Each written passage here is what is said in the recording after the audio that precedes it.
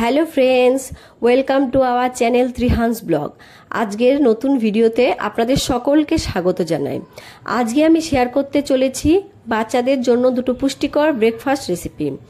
তো বাচ্চারা যেহেতু রাতে অনেকক্ষণ খালি পেটে থাকে, তাই সকালের খাবারটা তাদের দিতে হবে অনেকটাই পুষ্টির গুণে ভরপুর। তো সেই জন্যই আমি নিয়ে নিয়েছি খানিকটা গোবিন্দভোগ চাল, বাদাম আর খেজুর। এখানে আমি কাজু বাদাম ইউজ করেছি, আপনারা চাইলে আমন্ড বা চিনে বাদামও ব্যবহার করতে পারেন। আমি এগুলোকে 2 ঘন্টার জন্য জলে ভিজিয়ে রেখেছিলাম। তো ফিরে এসেছি 2 ঘন্টা পর কিন্তু বাদাম চালগুলো অনেকটাই ফুলে গিয়েছে আর খেজুরটাও অনেকটাই নরম হয়ে গিয়েছে। এবারে আমি খেজুর 3টিকে আস্তে আস্তে খোসাগুলো ছাড়িয়ে নেব। তো খেজুরের খোসাগুলো ছাড়ানো হয়ে গেল, ভেতর থেকে বীজগুলোও কিন্তু আমরা ফেলে দেব। এগুলো ছাড়িয়ে আমি এই 3টিকে একটা মিক্সিং জারে দিয়ে দেব। মিক্সিং জারে দিয়ে একটা সুন্দর পেস্ট বানিয়ে নেব। মিক্সিং জারে দিয়ে পেস্ট বানালে পেস্টটা অনেকটাই স্মুথ হয় আর বাচ্চাদের গলায় আটকে যাওয়ার সম্ভাবনা থাকে না।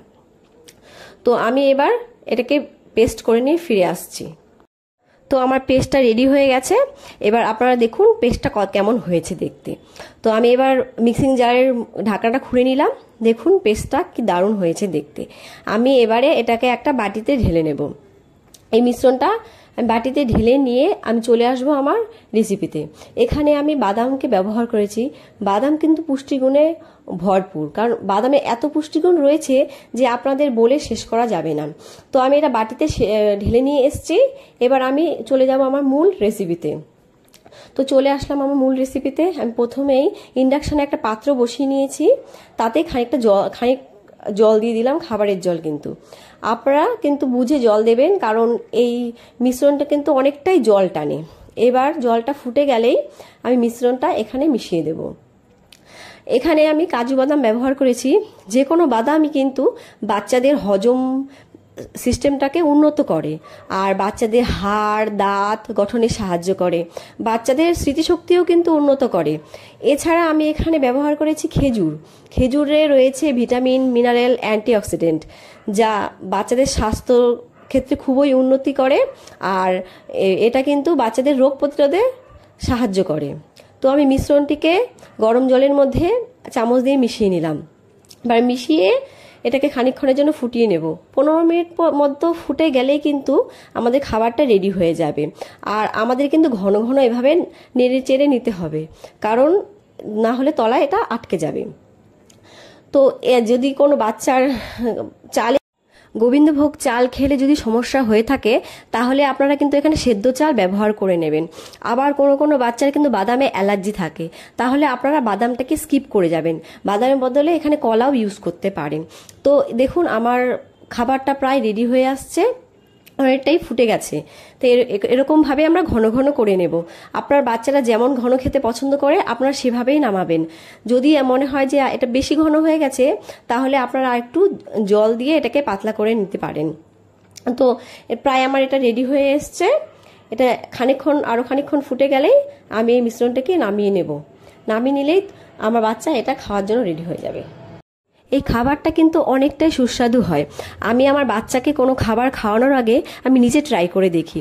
তো আমি খেয়ে দেখেছিলাম, এটা খুবই সুন্দর হয়েছে আর আমার বাচ্চাও কিন্তু খুবই পছন্দ করেছে। তো দেখুন এটা রেডি হয়ে গেছে।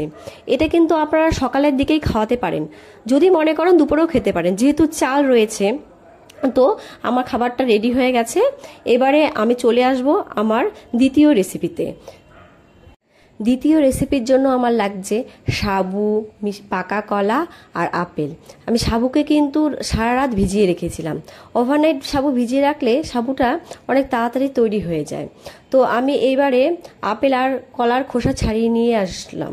এসে এবার আমি আপেল কলাগুলোকে একটা ছুরির সাহায্যে কেটে আমি এগুলোকে পেস্ট করব। তো আমি ছুরির সাহায্যে কেটে নিলাম, নিয়ে এবার আমি মিক্সার জারে এগুলোকে দিয়ে নিলাম। দিয়ে এবার আমি একটা পেস্ট করে নিয়ে আসব। তো তৈরি হয়ে গেছে আমার পেস্টটা। এবার দেখুন কত সুন্দর হয়েছে পেস্টটা। তো এবারে আমি চলে আসব আমার মূল রেসিপিতে। তো মূল রেসিপিতে আসার জন্য আমি প্রথমেই গ্যাসের ওপরে গরম জল বসিয়ে দিয়েছি। জলটা ফুটে গেলেই আমি এখানে সাবু অ্যাড করে দেব। সাবুতে রয়েছে কার্বোহাইড্রেট আর ফ্যাটের পরিমাণ কম থাকায় বাচ্চাদের ওজন বৃদ্ধি করে। আর সাবু কিন্তু সহজপাচ্য, বাচ্চারা খুব সহজেই হজম করতে পারে। আর সাবু কিন্তু খেলে বাচ্চাদের গরমে পেটও ঠান্ডা থাকবে। আর যে সমস্ত বাচ্চাদের পটির সমস্যা থাকে, মানে পটিটা একটু হার্ড হয়, তারা কিন্তু সাবু খেলে সেই সমস্যা দূর হয়ে যাবে। তো সাবুটা 5 মিনিটের মতো ফুটে গেলেই এখানে আমি অ্যাড করে নেব কলা আর আপেলের মিশ্রণটা। তো সাবুটা দেখুন ফুটে গেছে, এবারে আমি আমার মিশ্রণগুলোকে অ্যাড করে নেব। সাবু বেশিক্ষণ লাগবে না ফুটতে, কারণ আমি এটাকে রাতে রেখে দিয়েছিলাম ভিজিয়ে। মিশ্রণটা অ্যাড করে নিলাম, করে আমি এবার খানিকক্ষণ নেড়ে চেড়ে নেব, নেড়ে মিশিয়ে নেব। মিশিয়ে খানিকক্ষণের জন্য ফুটে গেলেই কিন্তু আমার এই সাবুটা রেডি হয়ে যাবে। এছাড়া আমি এখানে ইউজ করেছি কলা। কলার পুষ্টিগুণ কিন্তু অনেক। ডাক্তার রোজ একটা করে কলা বাচ্চাকে খাওয়াতে বলে, কারণ কলাতে রয়েছে 100 গ্রাম পুষ্টিগুণ। আর কলাতে ভিটামিন A, B, C সব গুণগুলোই কিন্তু পাওয়া যায়। এছাড়া potassium, magnesium, protein, fat, carbohydrate সব গুণগুলোই কলাতে রয়েছে। আর আপেলেও কিন্তু অনেক পুষ্টিগুণ রয়েছে। তাই সবাই বলে যে একটা আপেল খাওয়ান আর ডাক্তারের থেকে দূর থাকুন। তো দেখুন এখানে আমার সাবুটা প্রায় রেডি হয়ে গেছে। এরকম ঘন ঘন করেই আমি নামিয়ে থাকি। তো সাবুটা হয়ে গেছে, এবার আমি পাত্রে ঢেলে নেব। এই সাবুটা খেতেও কিন্তু খুব সুন্দর হয়, আমার বাচ্চা খুব পছন্দ করে। আপনাদের বাচ্চাকেও এটা বানিয়ে খাওয়াতে পারেন। আর আমার ভিডিওটা যদি ভালো লেগে থাকে, আমার ভিডিওতে একটা লাইক দিয়ে দেবেন আর চ্যানেলটাকে সাবস্ক্রাইব করে দেবেন। পরবর্তীতে নতুন নতুন ভিডিও আপনারা পেয়ে যাবেন। Thank you for watching my video. আর বাই।